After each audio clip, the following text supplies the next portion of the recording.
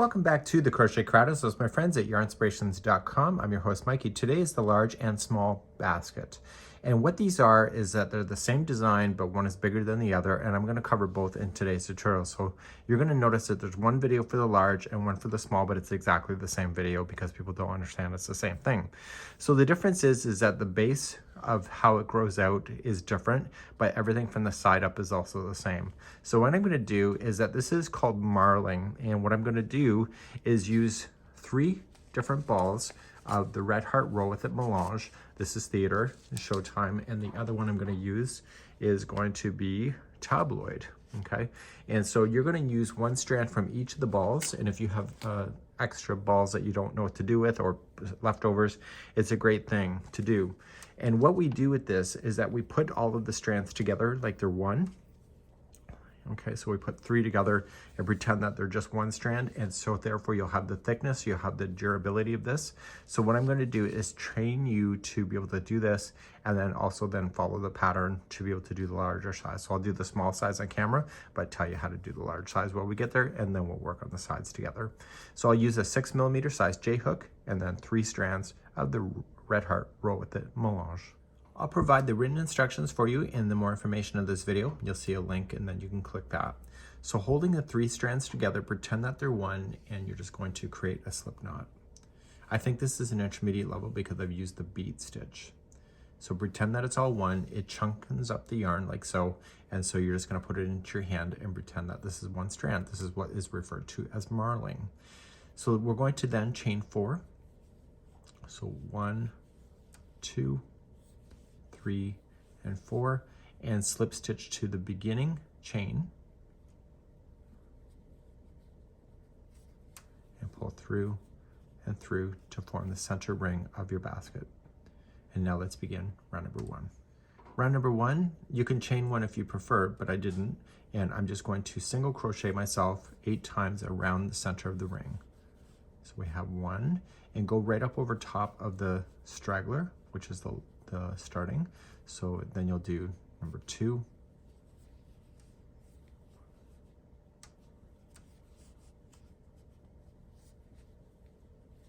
3,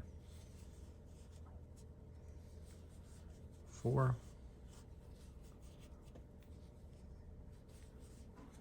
5, 6, 7.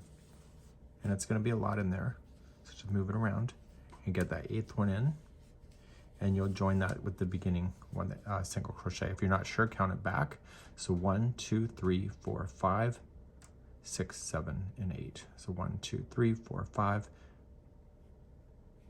6, 7, and 8. So once you have that done, you're going to slip stitch. And then if you went over top of the straggler like I just showed you, you can safely just cut that right down, and then you'll never see that. And let's move on to round number 2. Round number 2, you're going to chain 1, and then every stitch that you did around, starting with the one that you did the join, is going to have 2 single crochets in it. Okay, so just apply 2 singles in each of the stitches around, and so that will give you a total count of 16 single crochets. You'll notice in the pattern I gave you the stitch counts for everything, because usually people message and ask, and so I decided to skip the step of you having to ask me, and I provided it right in the pattern. So provide 2 single crochets in each stitch around, and I'll be right back in a moment. Once you get around, the first one always looks like it's a stitch, but it's not, and you're just going to slip stitch to the beginning. Now I'm going to say something to you now, and some crocheters in the past have called me out for being condescending, but if you can identify the stitch, you don't have to count as much. And that doesn't mean that I'm being condescending, but if you can actually look to see where the stitches are, it makes your life a lot easier. So I'm going to demonstrate this in number 3 and show you what to look for. Starting in number 3, we're now going to do a growth stage, and we're going to keep doing the same repeating. And I want you to picture that this is an 8 slice. There's 8 slices of the pie, and each pie has to have a certain amount of stitches in order to grow equally. So we're going to create the first pie. So we're going to chain up 1, and you're going to put 2 singles into the first one. So then that pie needs 1 more stitch, so then there's going to be 1 on by itself. So here's the next pie, is 2 into the next one, and 1 by itself. And you see how the colors are changing automatically? It's really neat. So I want you to continue that same idea going around, and then so it's 2 and 1, 2 and 1 all the way around. And there's going to be 24 single crochets when you get around. Whenever you're doing the growth, the very last stitch should just be 1 on its own. And that's because the one before it was 2 into the same. So just remember that, okay? So you're never going to finish with 2 singles into the same stitch. So once you have that done, you're just going to slip stitch to the top, and that will be number 3. Let's move on to number 4. So we're going to move on to number 4. Chain up 1, and do you see how that there's 2 into the same stitch? The first one of the grouping of 2 is always going to be the growth one. So there's going to be 2 into the first one. This is what I'm talking about, identifying the stitches. There's going to be then 2 by itself, but watch. You're going to put 1 into the next one, and then 1 into the next one after that. And you see below, you see how there's 2 that are sharing the same base? So the first one is always going to have 2. And then you kind of look for where that appears again, so the next 2 have to be on their own.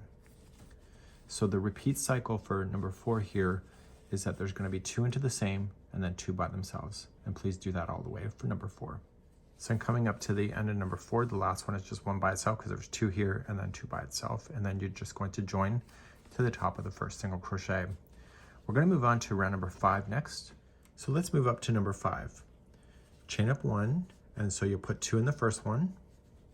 And then how many in a row do you think that you have to do if you're going to continually grow it? Last time there was 2 in a row. This time there will be 3. And again, you're looking for the signs to tell you underneath if you want to. So you're going to do 3 by itself. So 1, 2, 3. And then you're going to start that cycle again. So 2 in the next, and then 3 by itself. And this will be number 5. You'll do this all the way around. So I'm coming around. The last 3 after I put the 2 into the same is going to be a single crochet. And then I just join it to the top of the first. Let's move on to round number 6. So as we continue to round number 6, I want you to understand the growth on how this is working, because after round number 7, we're going to then just jump to the side if you're doing the small size, but if you're doing the large, you have a lot more rounds to get through. So round number 6, you're just going to chain up 1, you'll put 2 into the first one, and then how many in a row are you going to need? If we did 3 last time in a row by itself, this time it will be 4. So we have 1, 2, 3, and 4. And you can look underneath and see, okay, there's 2 into the same one, so we're going to reset that again. So 2 into the next, and then 4 by itself, and that'll be round number 6. I'll be right back. Coming up to the end of round number 6, you're going to slip stitch to the beginning, and we're going to do round number 7, which will be the last time that we're going to be growing out for the small size. A large size you'll continue. Round number 7 is next. Round number 7, you're going to chain up 1, and then you'll put 2 into the first, and then how many in a row are you going to do? If you're looking at that pattern, you can cheat the system and let me know, but it's going to be 5 because last time it was 4, this time it's 5. So we have 1, 2, 3, 4, and 5. And then you're going to reset again. So 2 into the first, and then 5 by itself. Please do this around for number 7. So I'm coming up on the end of number 7, and then I'm going to pull the pattern next, and we're going to talk about the growth. Now for the large and the small size, the last size that you do, that is going to start balancing. It'll get a little bit bigger before it starts coming up the side, and you'll notice that on both of the sizes when you get there. Let's go back to the pattern, and let's continue to talk. So back here in the pattern, round number 7 is before we start the side. So now that's where we are, and you're going to now continue, and I'm going to show you how to do the side. Now I'm in the preliminary of making the PDF for this, and I just noticed a mistake. So in the large bowl, you're going to finish on round number 7 here, but you're going to continue to get bigger. So you'll go 8, 9, 10, 11, 12, and 13 before you're going to get to the side. So in round number 7, there were 5 single crochets that separated. So there's 2 into the one and then 5 by itself. Round number 8, 2 into the first one, and then 6 by itself. 9 is 2 into the first, and then 7, and then you see 8, and then 9, 10, and 11. So the distance between the 2 where you put two to the same gets bigger and bigger as the pieces of the pie grow out in equal manner. So I'm gonna have you do that on your own. Just check it off on your list as you go, and then you're gonna go into round number, you're gonna move on to the side from this point, and this is where I'm gonna pick up in the tutorial. So for the large sides, I'm going to assume that you have got yourself all ready and ready for the side. You can honestly stop at any width that you would like to, as long it's always going to be an even number, so it'll work the rest of it. So if you like to stop it, not go all the way to the 13th and stop it earlier, you can. If you want to make it bigger, you can as well. So we're going to start with the first round, and we're going to start with the back loop only to create the bend that is at the bottom of the basket next. And this is for both sizes at this point. Let's begin. You might hear some scratching in the background. Puss Puss has discovered a box. You can buy all the cat toys that you want, but a box is always going to be their plaything. So you're going to chain up one, and in the very first one, you want to use the back loop only. So usually in crochet, if you're new, there's always 2 loops that make up a stitch. But if you just use the back loop only, you just dive right in the middle. So right where it's coming out of, the first one's always a little tricky, but you're just going to get the back loop only. You're gonna pull through and you're just gonna single crochet. Tear apart that box, kitty. Okay, so here's the next one. So you're just gonna go in the back. And so I want you just to single crochet in each of the stitches all the way around. We're no longer gonna grow this thing out, but you'll notice that it will take a few rounds before it starts climbing up the side.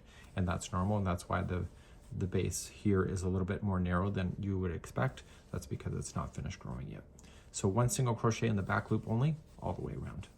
So I'm coming back all the way around, and I'm just in the back loop only, and I'm going to attach to the first single crochet. So you can see how the colors are kind of melding together. That's what makes it addictive for me, because even if you use the same balls when you do your another basket, you'll always have the colors land differently on how they're going to line up. So for me, it's quite addictive. So we're now going to move to round number 2. Round number 2. Chain up 1 and just apply 1 single crochet in each all the way around, and continue that, and I'll see you at the end of round number 2 in a moment. So I'm coming around the second round, and I'm just going to slip stitch to the top, and then we're going to go up for number 3. The cat's done with the box. I think she needs a cigarette. It was a really good box. Okay, I'm going to start the bead stitch, which is going to be round number 3, and we're going to start off by chaining 2. It will not count as a stitch. It's just a builder to get ourselves started. I'm watching for the cat. She might jump up here. In the very first stitch where you've done the join, you just need to do a double crochet.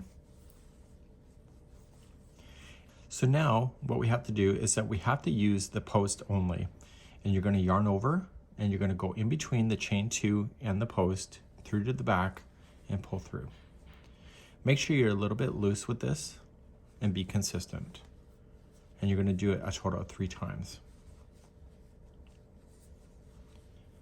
Once you have that done, the original that we started with, we're just going to ignore it for the first pull through. So you're going to yarn over and pull through this mess of stuff.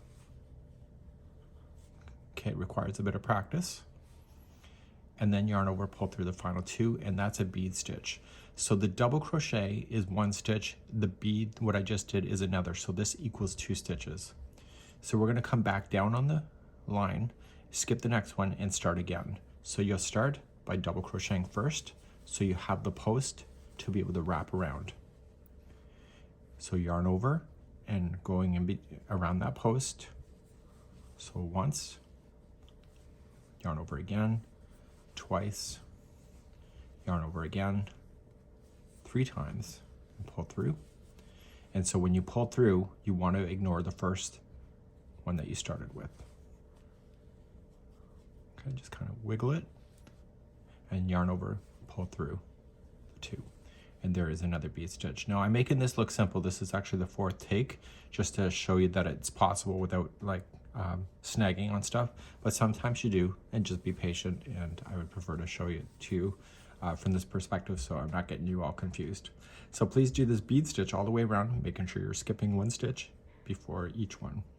When you get all the way around, and if you're using this yarn, you can see that each of the beads almost has a different tinge to it. It's really neat. So after the final bead stitch, you're going to attach to the first double crochet.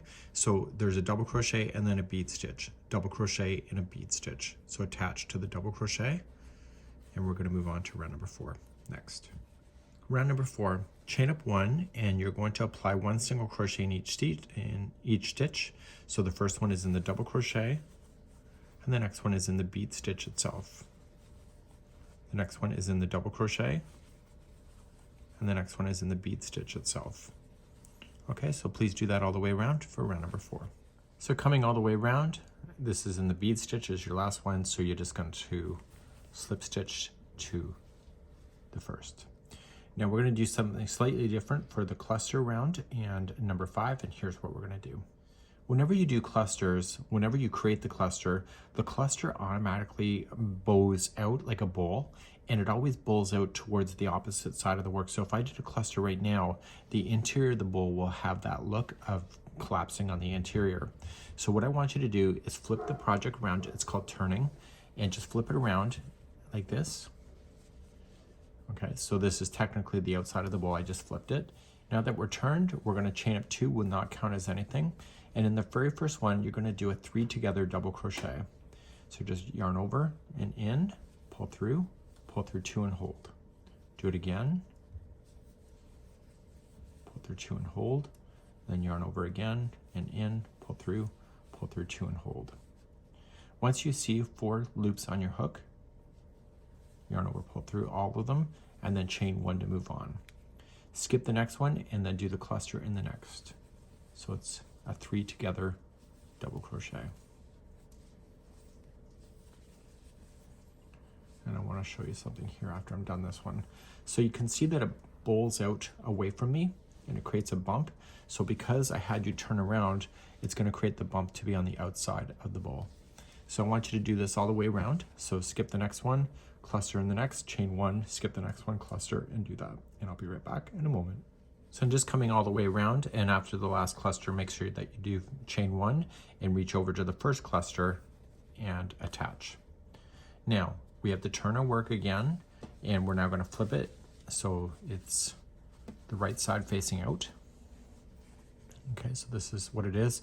And because you did the cluster with it turned, you can see that it now matches the texture. So now let's begin round number 6. So round number 6, make sure that you're looking at the right side, which is all the bumps facing out towards you, and you're just going to chain up 1 and apply 1 single crochet into the top of the cluster, the one that you attach to, and then the next one is in the chain 1 space between the cluster. So just use the space. So top of cluster, between the cluster, and please do this all the way around for round number 6. Coming around to number 6, I'm at the top of this one. I still have the chain 1 space, and then I'm going to join to the beginning single crochet. Let's begin number 7. So number 7, it says chain 3 counts as the first double crochet and then 1 double crochet in each. It's a tutorial, so I'm going to show you a little thing that I would do if it were me, even though I wrote the damn thing. This is what I would consider doing. Chain only 1 and then put a double crochet in the first one. It keeps things nice and tight, but don't tell anybody I did that. This is just for your tutorial reference. So then I've just now double crocheted in the first one with the chain 1 that started it, and then I continue to go around with the double crochet. So you can either chain 3 or just do it the way I showed you, but I think that the chain 1 is a better look. But you know, whatever, you decide what's right for you. Go all the way around for round number 7. So I'm coming all the way around, double crocheting, and I'm going to attach to the first double crochet. If you did a chain 3 to count as a double crochet, then just attach to the top of the chain 3. We're now going to start with the brim itself of the bowl, and it's kind of flat on top, and I'll show you how to do that next. And so these will conclude the last final rounds to finish off your bowl. To do the brim, you're going to chain up 1 and using the front loop only. So before I had you use the back loop, this time only use the front loop. So come up underneath like this and in, and you're just going to single crochet on the front loop only.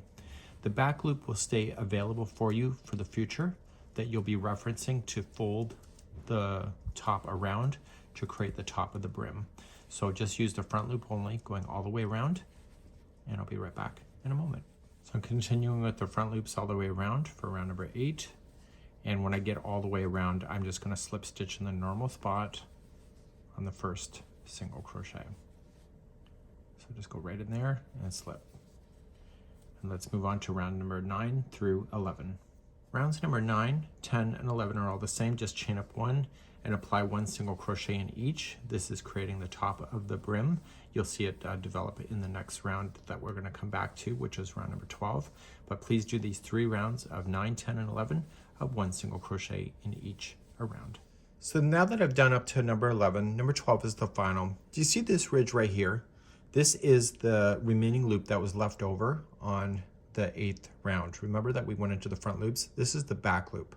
So when we go to do this next step, we're going to chain one, and we're only going to use the front loop, or sorry, the back loop on this one here. So coming in the back loop only, but you're not done. I want you to fold this and capture the back loop. The first one is always hard to find, but once you get the first one, you're just going to catch the remaining back loop here. Even if you're off by one, it doesn't matter too much because they're still the equal amount.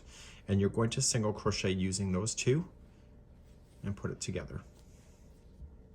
So then you jump to the back loop of this one and then come into the remaining loop on this one. And what you're doing is you're folding this brim in half and capturing it. So back loop and remaining loop, and you're going to single crochet yourself around. And this is what creates the bowl to have a flat surface on the top. So please do this all the way around for round number 12. So I'm coming around and the top of this is folded down and it's really neat. And I'm going to come to my last one. I'm going to show you a technique that is called, I don't remember what it's called actually, but I'm not going to attach it to the beginning. And I'm just going to trim all of these yarns so that there's enough there so I can throw it through a tapestry needle. So I want you to pull this up and pull it right out. And we're going to put all 3 onto a tapestry needle at the same time. So make sure you have a big one that can fit all 3 strands. So what they do in mandalas is that I want to attach it because it's a top surface. It looks pretty obvious. So you can see it on the picture of the original that it's there. So what I want you to do is that I want you to take this this needle and go across the stitch from the back side. Okay, so they're going to come here. And do you see where this is coming out of? It's popping out of that stitch. I want you to kind of pull tight and go down where this one is coming out of and go down into it. And this will make it look like it's a stitch. And when you pull on this, give it the same distance as everything else. It's almost gone, isn't it? So then fold it in behind here, and you're just going to just weave it in and out. And because you're working in the band area, it's really easy to hide this stuff. And just going in, I'm just going to turn it around so I can see it. And you're just going to go through, and when you pull the first one, make sure you don't pull it to the point where it's going to change the way it looks. And then going through. Now just don't go between the strands, go and separate the strands itself. So don't be thinking that you just have to go in between strands, because it's better if you can actually break away the plies, because it gets really stuck quite nicely. And therefore it's gone. So now you can just safely trim that down. And now I have a second bowl to enjoy. And so when you look at the shape of this bowl, it's got a nice fat brim here, the way that the stitch is worked out, the way that it flattens off at the top. It's a really neat bowl. So this here is how to make the small and large bowl baskets by me. And we hope to see you again real soon. Bye-bye.